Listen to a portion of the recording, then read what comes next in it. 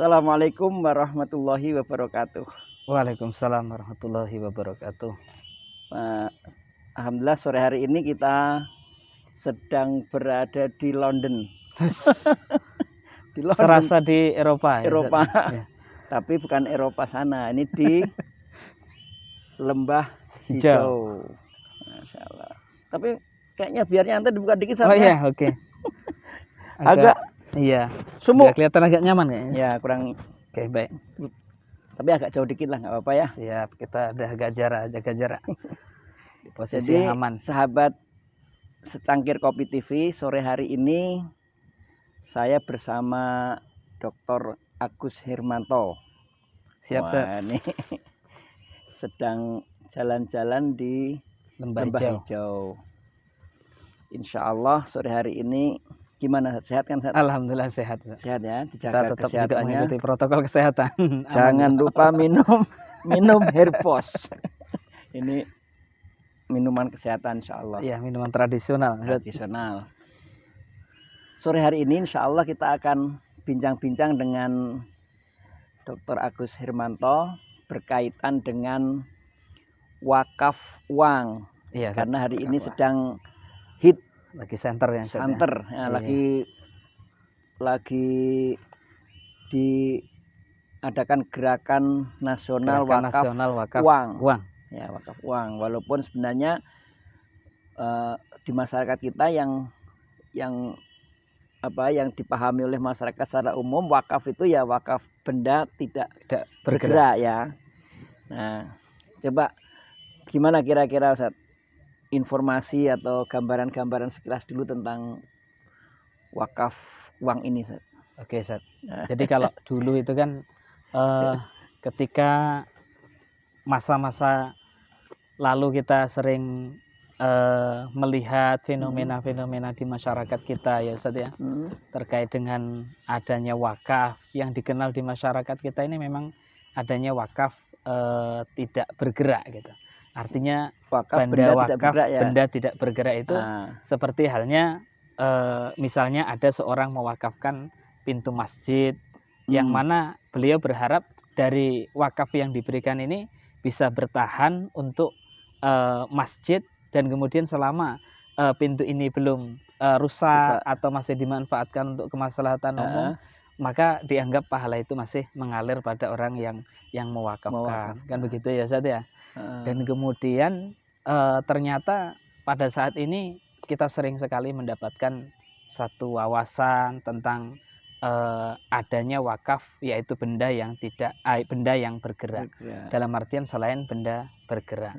Sehingga pandangan seperti ini memang perlu untuk dipahami ya Ustaz, untuk masyarakat kita ya, supaya masyarakat kita ini paham benar terkait dengan apa sih sejatinya daripada wakaf benda yang bergerak gitu. Karena selama ini image-nya di masyarakat itu yang namanya wakaf ya wakaf yang tidak bergerak. Sehingga ketika mewakafkan ya itulah berupa benda, berupa ini dan sebagainya. Dan juga ada wakaf, namanya wakaf itu ternyata tidak harus benda ya. Ternyata sesuatu yang dimanfaatkan pun itu bisa menjadi wakaf juga. Ya, sekarang ada wakaf apa itu, buku misalnya, atau buku, mewakafkan mesin jahit Ustaz. Ya. Mesin jahit tapi manfaatnya ya Ustaz. Atau kebun tapi manfaatnya ya Ustaz. Kan kalau di masyarakat kita mungkin masih lihat kayak sekarang ini misalnya wakaf untuk masjid. Iya, Ustaz. Lebih arah ke sana kan, wakaf untuk pesantren. Ya. Nah, sekarang begini Ustaz. Kan pemerintah Indonesia ini kan lagi menggalakkan gerakan nasional wakaf uang. Wakaf uang, ya Ustaz. Wakaf uang, gerakan nasional wakaf uang. Gimana sih sebenarnya kajian kita nih? Waduh, kajian kita. Nanti jangan dibalik pertanyaannya ya. Nih orang kita ngobrol mau menggali dari Ustadz Agus, nanti jadi balik nangkanya saya nanti.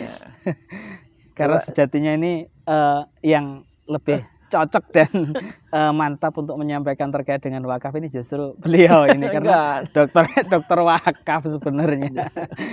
Karena pada saat ini kita sedang mendiskusikan, tentunya nanti beliau juga akan menjabarkan pada kita semua terkait dengan bagaimana perbedaan-perbedaan wakaf itu dan peran wakaf di negara kita, khususnya di Indonesia.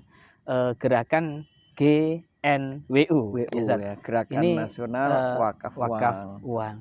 Sebenarnya secara tidak terstruktur ya, bahwa wakaf itu kan sudah berjalan ya, wakaf uang itu yang saat ini katakan tadi itu termasuk bagian dari wakaf yang bergerak ya, tapi bersifat yaitu diberikan secara langsung. Ya, yang kemudian bisa dimanfaatkan untuk pembangunan ya, untuk bisa dimanfaatkan untuk sosial dan sebagainya.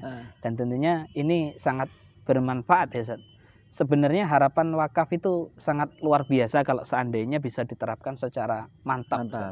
Contoh misalnya, kalau seandainya masyarakat Indonesia ini ada 10 orang kaya, kita di Lampung misalnya, ada 10 orang kaya, dan kemudian apa yang dibutuhkan di wilayah Lampung ini ketika dipenuhi oleh orang kaya ini sebenarnya bisa tersosialisasi dengan baik, seperti halnya beberapa wakaf di negara tertentu, bahwa wakaf itu biasanya juga baik itu dari personal maupun dari kelembagaan.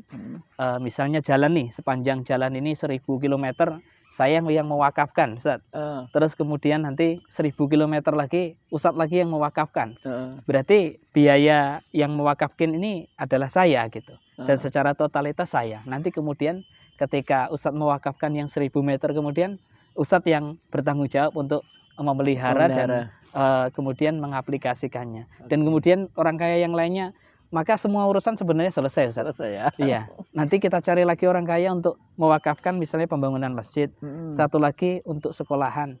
Maka akan sebenarnya manfaat dari wadah wakaf itu kan untuk kemaslahatan umat ya, untuk kemaslahatan umum gitu. Jadi kalau mungkin sebelum kita bicara tentang manfaat wakaf nih, Iya, wakaf. Menurut kajian Ustadz Agus nih, supaya masyarakat ini nggak ragu untuk wakaf uang apa mungkin tidak wakaf, ya tanah tetap tanah yang tidak bergerak tadi. Iya, nah, ada nggak kajian-kajian tentang wakaf benda bergerak atau wakaf uang itu, atau mungkin pernah para ulama kita berbincang-bincang masalah ini? Oke, baik Ustadz. Jadi terkait dengan wakaf ini kan sebenarnya mungkin apa sih yang membedakan? Ada sekarang itu ada zakat produktif ya Ustadz. Tentunya adalah ya termasuk zakat berupa uang yang kemudian dikelola menjadi produktif. Dan juga ada wakaf produktif yang kemudian dikelola untuk menjadi produktif. Yang membedakan antara wakaf produktif dengan zakat produktif itu kan yang membedakan satu ya, adalah pokoknya kan begitu ya, ya. Pokoknya tidak hilang kan begitu ciri-ciri dari wakaf produktif, sehingga berapapun dana yang dihimpun itu nanti pokoknya tidak hilang, walaupun nanti hasil produktifnya bisa digunakan untuk pembangunan, bisa digunakan untuk kemaslahatan dan atau sebagainya, mungkin Ustaz. Kalau boleh saya cerita, mungkin itu disimpulkan para ulama mungkin dari kisahnya Umar mungkin. Ya boleh Ustaz. Coba Ustaz yang yang sepertinya bisa menyampaikan Ustaz terkait dari Umar dengan, ya. Iya. Bagaimana kisahnya Umar Ustaz? Nah, jadi Rasulullah itu pernah ditanya sama Umar nih, Umar bin Khattab maksudnya. Bukan Umar Bakri tapi Umar bin Khattab radhiyallahu anhu. Umar itu pernah dapatkan bagian ini loh, apa namanya, Ghanimah ya, bagian Ghanimah, kemudian di Khaybar ya. Nah itu barangkali mungkin jadi salah satu asas ya. Asas dari dasar hukumnya ya. Iya, Nah itu kan punya tanah Khaybar. Kata Umar, ya Rasulullah, kebunku yang di Khaybar ini selama hidup saya ini kayaknya kebun yang paling aku cintai, ini yang paling bagus. Iya, Ustaz. Nah, apa nasihat engkau ya Rasulullah terhadapku tentang hartaku ini? Nah, kata Nabi, ahbis aslaha wa tasaddaq biha. Jadi kalau tahanlah pokoknya, bersodakohlah dengan hasilnya. Hasil daripada tanah kebun tadi. Ya. Jadi kebunnya tetap, buahnya yang disodakohkan. Nah, barangkali mirip-mirip itu tadi yang saya sampaikan. Benar. Ini asasnya ya Ustaz ya. Menjadi satu asas tentang wakaf uang. Dan dipakai untuk wakaf produktif. Ya. Mungkin ada juga yang kisah yang masyhur itu dari sahabat Utsman itu. Iya, Ustaz. Sahabat Utsman bin Affan itu juga di samping itu sebagai bentuk katakanlah dasar masyru'iyah wakaf ya. Biasa. Tapi itu ada juga yang dijadikan alasan para ulama untuk menyebutkan bahwa wakaf itu bisa diproduktifkan. Nah, itu yang kisah tentang sumur rumah itu. Oh iya. Sampai hari ini kan? Iya, sampai hari ini. Nah, kalau di negara-negara mungkin Ustaz Agus bisa ambil contoh apa coba yang di negara mana gitu misalnya? Ya, seperti halnya di Arab Saudi, Ustaz. Ternyata wakaf yang diberikan yaitu berupa tower itu, Ustaz. Menara yang di belakang Ka'bah itu ternyata kan juga bagian dari wakaf perorangan, Ustaz. Wakaf yang diberikan dan biasa wakaf itu biasanya ada nama di atas itu, Ustaz. Dan berarti biaya pemberian wakaf di awalnya sampai pada pengelolaan ternyata pengelolaannya itu juga akan menjadi nanti pengelolaan dan rehabilitasi daripada wakaf yang telah diwakafkan itu, Ustaz. Jadi produksinya itu juga bagian daripada itu. Makanya kalau diperumpamakan ketika kita misalnya kita ambil di tempat kita satu Lampung aja, ketika ada dikumpulkan orang kaya itu berapa, kemudian untuk membangun Lampung apa yang dibutuhkan itu sebuah proyek besar dari wakaf itu bisa selesai urusan membantu urusan negara kesejahteraan ya. Bukan hanya umat dan untuk kemaslahatan negara juga, Ustaz. Ada tuh satu negara itu Mas Agus yang masyhur banget ini, Mesir. Wah, luar biasa, Ustaz. Udah sampai Mesir gitu. Itu Mesir itu. Mungkin kita dengar kan hebatnya Universitas Al-Azhar Kairo. Iya, Ustaz. Masya Allah. Itu rupanya saya baca-baca itu Mas di literatur. Rupanya seluruhnya dari wakaf itu. Masya Allah. Bahkan kalau mahasiswa yang gratis-gratis itu dibiayai dari wakaf. Dan menjadi satu referensi juga sepertinya, Ustaz. Ya, jadi menjadi satu acuan yang selama ini kita soroti ya kan, dalam kajian wakaf ini. Kan ternyata di Indonesia undang-undang wakaf sendiri kan termasuk baru ya. Padahal Al-Azhar itu sudah sekian berapa puluh tahun sebelumnya. Bahkan berapa ratus tahun. Undang-undang kita baru lahir 2014. Ya, Undang-Undang nomor 41 tahun 2014. Ya, tapi ya semoga dengan ketertinggalan ini bisa mengejar. Apalagi sudah didengungkan gerakan nasional wakaf uang. Nah, jadi kalau misalnya gerakan wakaf uang ini bisa digerakkan untuk ke arah wakaf produktif ya Mas ya. Iya, Ustaz. Kayaknya sih mudah-mudahan bisa mengentaskan banyak persoalan itu. Insya Allah, Ustaz. Kalau melihat prospek kedepannya sepertinya sangat bagus, Ustaz, ketika dapat diterapkan dengan baik. Karena informasinya ini nanti dana ini tidak masuk ke negara, Ustaz. Akan tetapi tetap dikontrol oleh Badan Wakaf ya. Nasional. Badan Wakaf BWI. Nasional tetap mengontrol ya BWI. Akan tetapi akan untuk kemaslahatan umat dan tidak masuk pada kas negara, karena kas negara itu juga udah banyak. Sudah banyak lah, iyalah namanya negara. Jadi nanti ini ada lembaga yang mengontrol yaitu Badan Wakaf akan Indonesia. Dikontrol oleh Badan Wakaf Indonesia. Saya itu sebenarnya kan ngelola pesantren itu. Pesantren itu ada kurang lebih 8 hektar itu. 8 hektar ya, Ustaz. 8 hektar itu semuanya hampir dari wakaf. Alhamdulillah. Nah, kalau wakaf ini kan berarti ada amanah nih kan? Iya, benar Ustaz. Amanah kan? Jadi dikelola untuk kemaslahatan umat. Bahkan menariknya wakaf ini itu boleh hasilnya. Ini menariknya nih. Iya. Kalau zakat kan ada 8 asnaf. Iya, 8 asnaf yang harus yang boleh menerima. Kalau sedekah, infak juga duafa mestinya. Duafa ya diutamakan.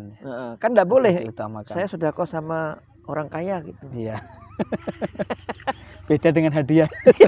Sedekah nih, infak nih. Iya. Ada bos datang, saya kasih suguhan dari infak, kayaknya gimana gitu ya. Kan nggak boleh juga itu. Tapi kalau wakaf boleh, Sat. Menariknya nih. Jadi kalau misalnya saya wakaf nih kebun nih, kayak ini kebun, saya tanemin apa gitu ya. Nanti hasilnya saya bilang sama pengelolanya nih, nadirnya nih, Mas, ini hasil dari kebun ini boleh untuk menerima dan menjamu tamu. Iya. Ternyata boleh ya itu. Iya, wakaf manfaat. Manfaat ya. Iya, wakaf manfaat. Ya. Kita punya lahan sekian hektar, hasilnya kita wakafkan selama 2 tahun gitu. Jadi pokok kita tetap menjadi tanah kita, tapi manfaatnya kita wakafkan selama berapa tahun.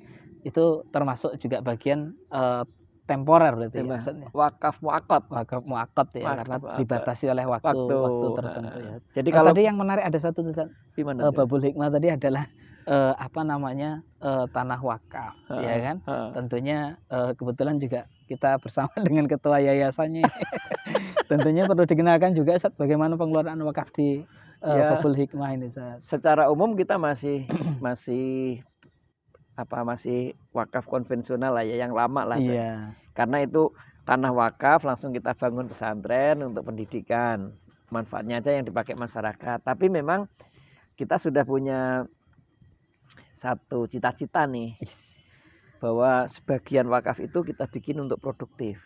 Kayaknya udah mulai nih, Ustaz. Udah. Sepertinya ada lele, ada macam-macam ini, Ustaz. Ya, kita mulai, makanya kita mulai. Jadi insya Allah kedepannya kita akan lebih luaskan lagi wakaf ini. Wakaf, ya. Tapi memang dikhususkan untuk wakaf produktif. Wakaf produktif. Kalau yang kemarin wakaf yang katakan non produktif ya, untuk pendidikan, untuk segala macam. Nah, kita memang sedang berpikir untuk mengembangkan wakaf produktif. Untuk membiayai. Iya. Jadi nanti kalau ada anak kurang mampu segala macam bisa kita biayai melalui dana ini. Nah, kalau sekarang ini bangunan di situ dimanfaatkan, tapi kan pengelolaannya belum memiliki operasional yang mapan. Nah, nanti mudah-mudahan kedepannya kita buat kedepannya bisa produktif, berjalan dengan baik ya Ustaz. Baik, insya Allah. Iya. Kayaknya perlu ini Ustaz, ada wacana-wacana Ustaz, karena saya kemarin melihat baca disertasinya Pak Yai Haji Lutfi ini kayaknya tentang tentang wakaf gitu. Maka sepertinya perlu juga Ustaz jabarin Ustaz untuk kita, untuk masyarakat kita juga, untuk masyarakat luas.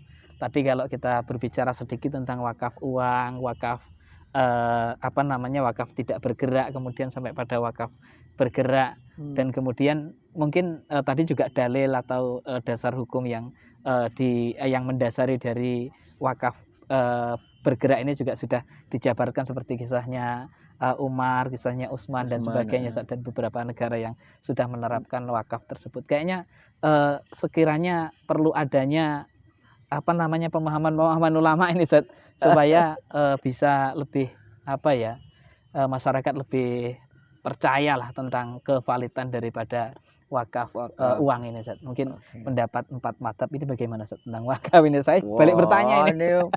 Panjang ini. Kayaknya nanti aja lah ya. Kayaknya nanti 2 sesi nih. Oke, siap.